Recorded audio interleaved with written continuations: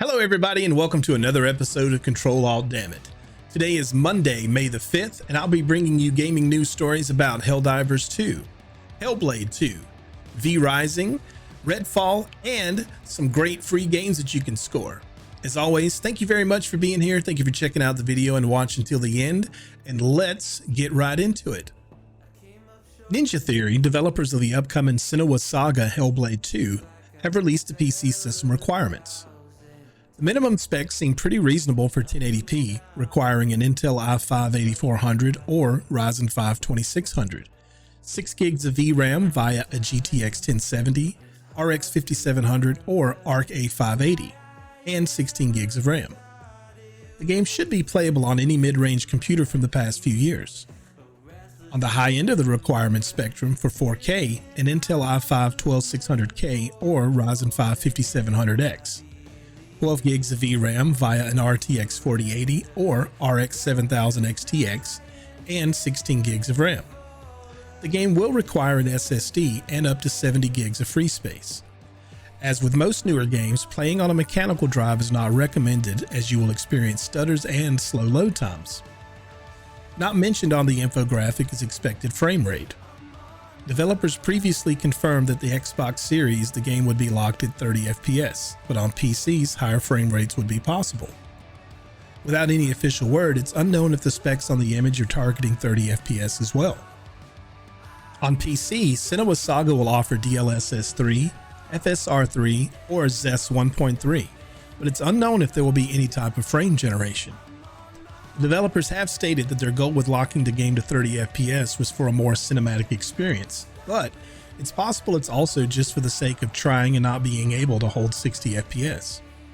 I'm very excited for this game and I'll be playing and streaming it when it launches on May 21st for $49.99. On May 17th, 2022, V Rising entered early access and was met with very positive reviews. On May 8th, just shy of 2 years later, it will leave early access with its 1.0 launch on May the 8th. A launch trailer has been released which provides detail as to what kind of experience V Rising offers. At its heart, it's a base building, crafting, survival game that sees the player attempting to conquer the mortal world. 1.0 will also include a dynamic zone called Mortium, 3 new difficulty levels ranging from relaxed to brutal. There will also be new spells, weapons, and more like turning into a giant spider. Here's the trailer in case you missed it.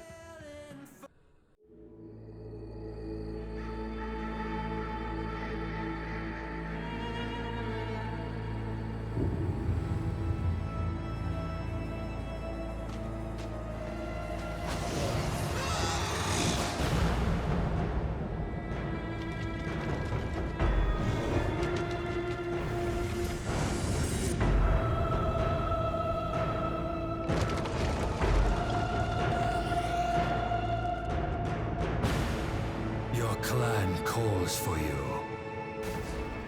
Rise from your crypt.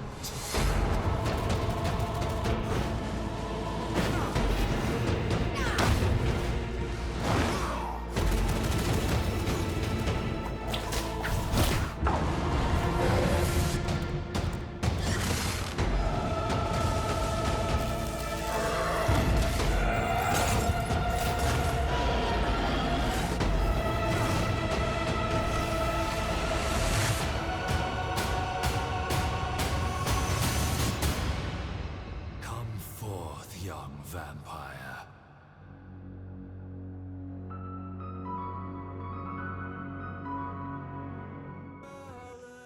It's been 1 year since Redfall launched to poor reception, and the people that paid for the $100 buyback version have still not heard anything about the DLC characters they were promised as part of the money they threw down. Neither Bethesda nor Arcane has said anything about Redfall since last November aside from, "We're conducting development of the Hero Pass, and we're excited to share more about Redfall's new heroes and other updates later next year." The buyback version is still available for sale on Xbox as well as Steam and Epic. The last 30 days on Steam has seen the player count under 40. I'm very curious as to when it finally releases, if the long overdue DLC will actually bring players back, or if at this point, that money is just being chalked up by a loss to the players. With one poor decision by Sony, Helldivers 2 rating on Steam has plummeted from overwhelmingly positive to overwhelmingly negative, with 221,000 recent reviews bringing the overall score to mixed, with a total of nearly 500,000 reviews. The decision? Sony has required players to log into PlayStation Network in order to play Helldivers 2 on PC. While I think a lot of people are complaining about something that is admittedly just a minor inconvenience just to complain, the real problem here is that there are 177 countries and territories that can't access the PlayStation Network, which will leave them unable to play a game that they paid money for and prevent new players in those areas from purchasing Helldivers 2. Supposedly this was always the plan, but due to network infrastructure issues at launch, it wasn't implemented. Sony has seemingly doubled down on this choice by opting to remove the game being sold in those 177 countries and territories. While this is solely a decision from Sony, and a poor one at that, the developers are the ones seeing the brunt of the negativity from players. Arrowhead's CEO said on Twitter that they were talking solutions with Sony, especially for those in non-PSN countries.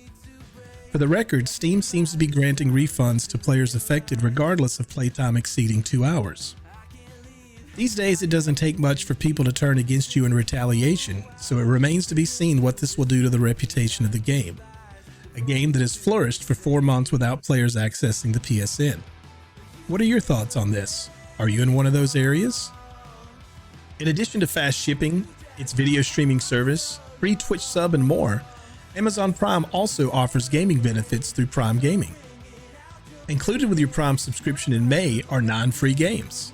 Those games are: on May 2nd, Tomb Raider Game of the Year Edition; on May 9th, Fallout 3 Game of the Year Edition, Dark City International Intrigue, 9 Witches Family Disruption, and Electrician Simulator; on May 16th, Escape from School, The Forgotten City; and on May 23rd, Spirits of Mystery, Whisper of the Past. If you have Amazon Prime, be sure to grab these and add them to your library for a rainy day. And that's going to do it for this episode of Ctrl Alt Dammit. Thank you very much for sticking around and watching. I hope that you enjoyed the video as much as I enjoyed making it for you. If you did, leave me a thumbs up, drop a comment down below, and consider subscribing for more gaming news content.